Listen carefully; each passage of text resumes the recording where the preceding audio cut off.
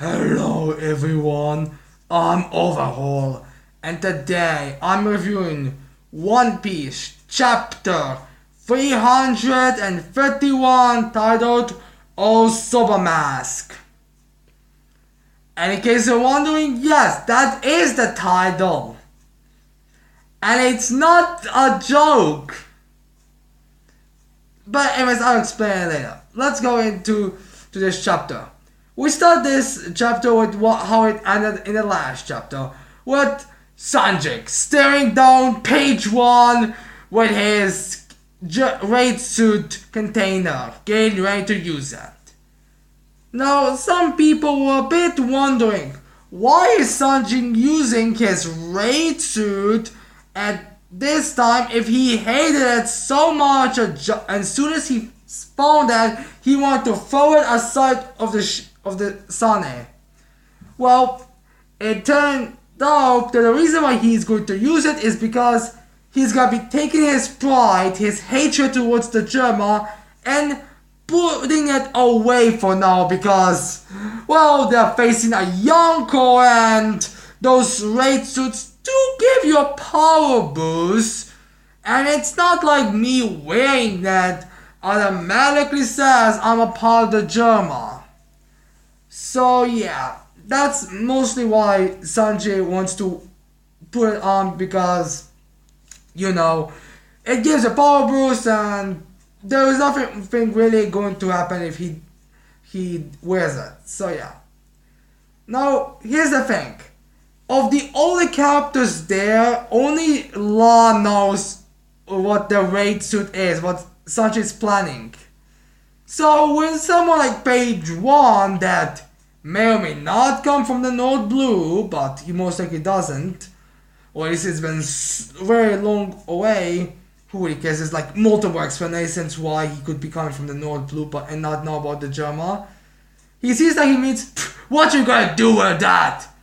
And then Sanjay just puts that on, which first starts, it comes a little bit of light, and then that gooey substance or whatever comes over his body. And first thing when people see this, they think he's taking his clothes off because his kimono just gets thrown away. And people are like, hey, why are you taking your clothes off? Stop stripping. It's already decent. But then he's like in a super badass raid suit. Which, here's the thing. I was kind of expecting his raid suit to be badass and awesome like Ichiji's, Niji's, and Yunji's.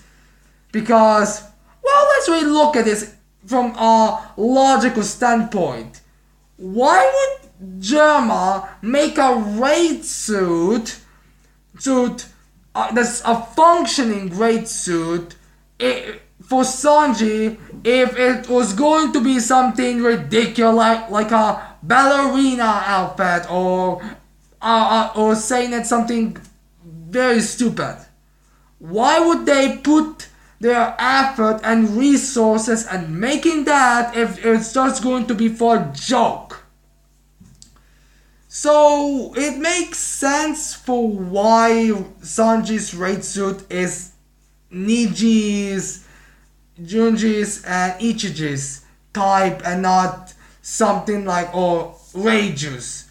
Because at the end of the day, it makes more sense. So yeah. Now everyone else is wondering, what the fuck? I mean, he put a can, then he took his clothes off, then a bunch of ooze and light came, and then what the what? And then Law explains to everyone, well, at least to Frankie and Usopp. I don't believe Page 1 is hearing him or anyone else. It says to him, these raid suits were using the comic of the Knight of the Soren, or the comic that's based on the Germa. And he basically explains all that, and he also says he is the evil Germa's army, number 3, Stealth Black.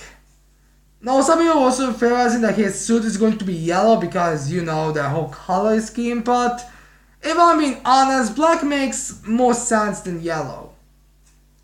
But yeah, he basically explains all the deal, and he actually says that he's a fan, but he's not a fan of the drama. He's a fan of the hit protagonists. But come on, Law. If you watch shows and movies, you know the best characters are always the villains.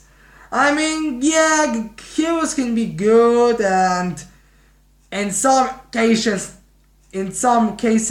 heroes are bad in the villains. But come on, it's the villains who take the center stage. It's the villains we want to see more, not this hero that's mostly I'm doing good because that's what because what I think is good, not what could actually be good.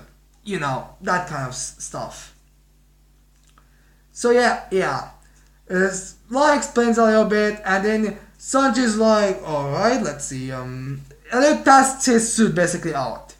And now we find out that the Sanji suit is bulletproof with his cape. He has strength increasing. He also has speed increasing, and the little ends of his shoes give him the ability to fly, which are like you're stepping on like balls. I mean those balls that you play football with. Well, a bit softer. I think it would be what's that, volleyball, I believe. It's like more that time. And so yeah, we also get what special ability his raid suit gives him, and that's stealth blast, and that's invisibility or blend into the surrounding or whatever. So yeah, Sanji can basically go invisible right now, which is awesome. By the way, now a bunch of the people in the fan base are wondering, well, great, he can use invisibility, but right now there's something called observation haki. So does that really mean anything at this point? Which, yeah, it is a bit, what does it have? But here's the thing. Not every single anime is going to have observation haki or Amanin haki. Hell, if we look at the Yonko crews, so far, unless if you're a subordinate like X-Drake, you're not going to have armored or observation haki. Well, maybe there are some, but here's the thing. So far, let's look at Big Mom and Kaido's. We know that Big Mom and Kaido we know Big Mom has armored haki. I also believe she would have observation, and we know she also has conquest. I believe there's any side of her having observation. But yeah, most likely she does. So does Kaido most likely have. And then, we know that in Big Mom, we know that Katakuri, it has armament, and Cracker has armament. Katakuri's observation is next level, and he also has conquerors. Well, Cracker, I believe he also has conquerors, but I don't know. I think he might also have observation haki. And most likely Smoothie also has observation and armament. So yeah, Snack is also a possibility that he might have, but we don't know. And for the Beast Pirates, except for X-Drake, there is no one else that could really be suggested except if you go by the hierarchy. So Jack, King, and Queen might also have armament, observation, and conquerors, but we don't know. It's like it's usually the captains and in the Yonko crews, the top soldier, the top ones. So invisibility is still a very big threat. It's gonna lessen because most of his enemies most of the people that can fight on par with Sanji are the ones that can use armor and observation. But yeah, for the regular soldiers and for the people that are going to be taking places in majority of these bases, he is practically invisible, so it's not a big problem. Also, we get a little bit of a reference to Thriller Bark, in which Sanji faced Epsilon, which he had the invisibility fruit, and when he was a child, when he was reading in the Effort Encyclopedia, And yeah, we might get a little joke with him using the invisibility power to sneak into Robin and Nami's bathrooms. Which, this might be used to confirm if Robin has observation hockey, because I don't know, I find it a little strange that in 2 years Robin hasn't got observation hockey where she was a member of the Revolutionary Army. I don't believe there was any times where it was a big disproof that's not the case. But alright. Right. Hell, maybe Robin will get observation hockey at the end of this arc. But who knows? Also, Sanji states that he's going to have Franky and Usopp to modify the armor, well, the suit. So yeah, we are going to get a possibly more powerful raid suit later on in the arc. So yeah, now for the page 1. Page 1 attacks Sanji, but Sanji dodges it and he's like, what the heck happened? Then Sanji gets one good kick right in the gut of page 1 and he gets thrown back. Then he goes into his hybrid form because he knows his hybrid form is the strongest form by default. I mean, body of a human plus the best features of a dinosaur. So yeah, a pretty big powerhouse. So he goes there. Now, it's actually unclear if he uses armor hockey because he does seem to be wearing gloves that are black. But, alright. So yeah, he goes and fights. He first thinks that when he got a one shot on Sanji, he thought I win. But it turned out just to be nothing. And then Sanji goes and to strikes him again. Which then we unfortunately cut away from the fight. We all sad. Because we would like a badass fight. But how, maybe in the next chapter, I mean there's no break, so maybe in the next chapter we're gonna get a fight. So yeah. And then we cut to Usopp and Franky. Why are you asking Usopp and Franky, why are we leaving Sanji behind? He told us to run and it will be our best course of actions if we get away. X-Drake and Basil Hawkins are gonna arrive and, well, I don't want to fake, and I am pretty sure we can't defeat X-Drake and Basil Hawkins working together. So they're going to the Ebisu town where Zoro is right now. Which I wonder, will Sanji be aware that they're going to Ebisu town, or is he just going to go into somewhere else? Maybe there are some places, maybe he'll just decide to go into a random town or something, I don't know. Maybe Nami and that ninja that's with Nami will go pick him up or something, I don't really know. But yeah, after that entire thing, we get to Robin.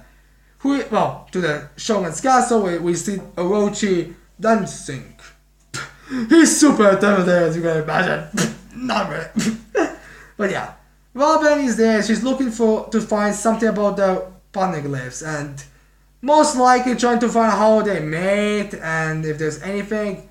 And she's also looking for some old documents somewhere. Then one of the voices behind her says, "Are you lost? Have you lost something?" And then Robin just turns around and she sees a bunch of ninjas. I believe there's 11 of them or 10. And all of those ninjas are just like, alright, I like to make a fanfiction about a character that can literally rip his eyes out and burn them back and burn him on new ones. And if he was in that scenario, he would be like, well, my eyes need to be replaced. Because the way these ninjas look, you're like, what the heck? I mean, there's one that has that Anaru thing that Anaru had, only that being rounded and seemed to have energy coming out of it, and restraining I believe it's supposed to be a catfish, geisha-like ninja, a little girl ninja, which she's my favorite. A giant, fat, bulky guy on the roof. A weird masked dude. One that seems to be like Luffy in his Gear 4 or Snake Man gear. Not exactly, just seems to have kind of the similar pose and something coming off him. It's like Oh shit. And then another guy who's in charge of these ninjas and he's like, alright, I will take your excuses now, but just this once. Now, there is some debate on the fandom. Are these guys going to be like the final soldiers from Orochi? Which would make sense. I mean, granted, it will make more sense to have samurai, but ninjas are working too. Will these guys join the everyone else in the fight against Orochi later? Sure. And just wondering what the heck is going to happen. But so yeah. For now, we don't exactly know. But I can imagine that they are gonna be major players. Like, we're all going to get their names. I mean, if not in the manga, we would most likely get. No, wait. I'm pretty sure their names would be revealed at the time where the anime would get to this part. Because, honestly, I'm just curious about the little girl one. She's just so cute. Like, seriously, you need to go see the little girl. She's just so adorable.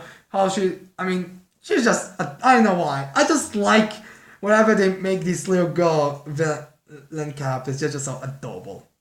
But yeah, we get to them and Robin is basically cornered.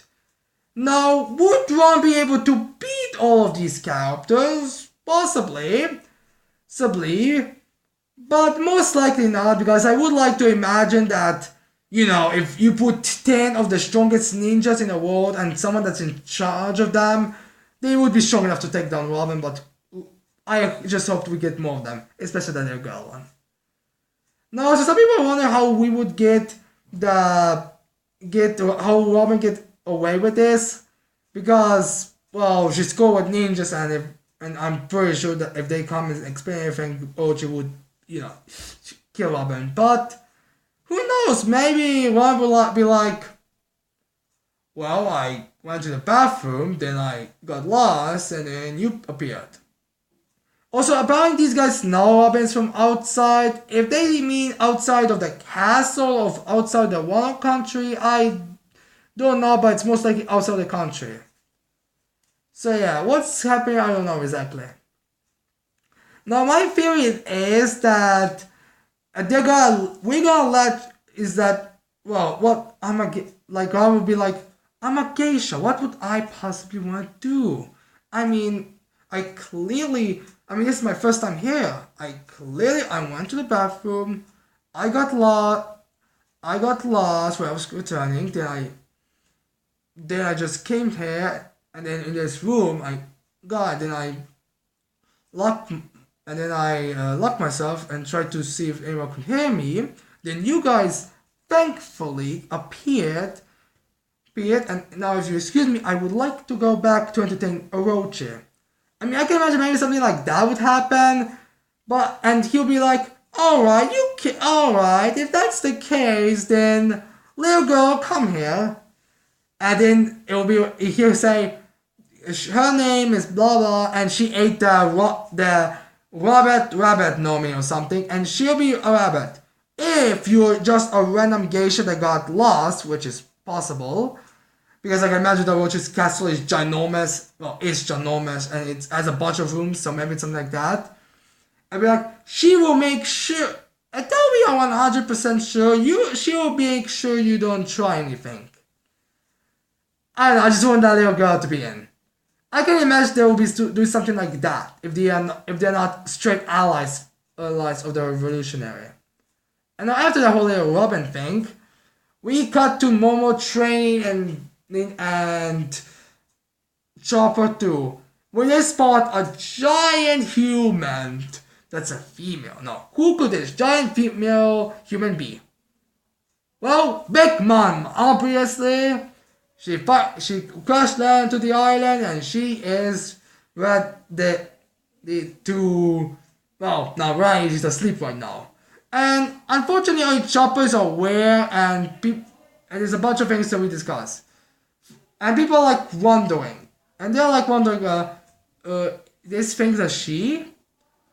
Well, she's big. I wonder who is bigger. Is she bigger than Kaido or Big Mom? which I don't believe we got the official height of Kaido yet, so it's still kind of a debatable thing. I mean, how we don't even know how much. Wait, I guess we could. I mean, I guess we could use Kid height to measure against uh, Katakuri, and we know that Katakuri seems to be somewhere in between, somewhere around the middle point with Big Mom, or at least somewhere like that. And then we could use how much from the angle. I'm pretty sure we can find some kind of way, but we don't know exactly yet. Plus, there was that weird page in the last one that seemed to have Kaido be not that much bigger than his subordinates, even though he's supposed to be able to crush them like this. Who really knows? So yeah. Yeah, they're a bunch of wondering, and Chopper's like, wait a run!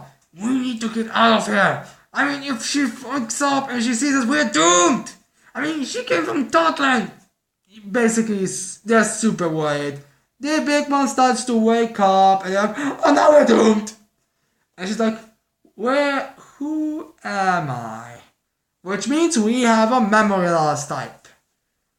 No, the whole memory loss is something that's used, basically, it's just there for someone to be used as a guinea pig. I mean, especially if they're not in the hands of their allies. But, yeah. Now, I feel like they are going to use Big Mom to fight Kaido because, let's be honest ourselves, even if Luffy and Kid are equal in power level and they are stronger than, well, as strong as the animals, I would say, because if they are equal, and I would say that the top commander of the Yonko crew is at least able to fight on par with an admiral, where the admiral would win, but still fight on par with him, I would say, yeah, Guy will still beat both of them. So Big Mom there, and she's a Yonko, and yeah, the chances are a lot more likely they're going to win it with Big Mom. Now, as for her children, that's a little bit tricky. Because, you see, we know that, how children seem to be scared of her, and they do seem to have do everything to her that they can please her, but if she just says, who are these people? And they're like, Mama got her memory lost. What are we going to do? And then they're gonna try to make it. Maybe the children are not even going to try to explain everything. They're gonna be like, we are your children that you love very much and you would never hurt us. I mean, it doesn't seem to be. I don't know exactly. I mean, we don't exactly know how all of the children that are with her perceive her. So let's say Charlotte Mukuri, for example, is the first one that encounters her, and she really wants Big Mom to, care more about that, care about her and her sisters and brothers, because, well, Big Mom sure does seem to not really give a crap about her children that much. I mean, maybe she does, but, well, she seems to be more upset when if they get beaten. I don't know exactly if anything else. I think the only reason why she sent Cracker against Aruz when she found out that Snake got beaten by him was because, that's a sure that's destroying the power of the Big Mom pirates or something like that. I don't know exactly. But yeah, most likely they're gonna use Big Mom to fight for them and, until she gets her memories back. Now here's the question. Some people are wondering if when Big Mom gets her memories back, she will get all of her memories back. Including that memory in which she sort of, it was a big cake about her family and basically adopted mother and a bunch of friends were there, and she wasn't, and she's like big enough to hold every one of them, and put it in their mouth, and she was eating cake, and then she may have grabbed all of them, and devour them. In case you're unaware, Big Mom devoured her family. I am shocked they got away with this. But yeah, that's basically what happened. So would she get that memory back? I don't know. It's possible that she gets that memory back, but I don't know if that's even possible, because I don't believe she heard them screaming or anything. She just knew she was eating, so it's possible.